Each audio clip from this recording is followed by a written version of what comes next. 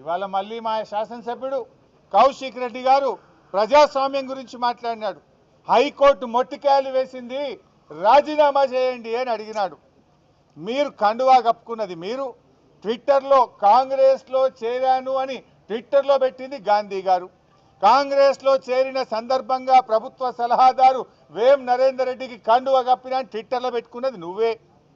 ఇవాళ నా నియోజకవర్గ అభివృద్ధి కోసం కాంగ్రెస్లో చేరుతున్నా అని మీడియాలకు ఇంటర్వ్యూలు ఇచ్చింది నువ్వే. పిఎస్సి చైర్మన్ కాగానే నేను ప్రతిపక్షంలో ఉన్నా, నేను కాంగ్రెస్లో సిగ్గు లేకుండా మాట్లాడింది కూడా నువ్వే. ప్రజలు నవ్వుకుంటున్నారు.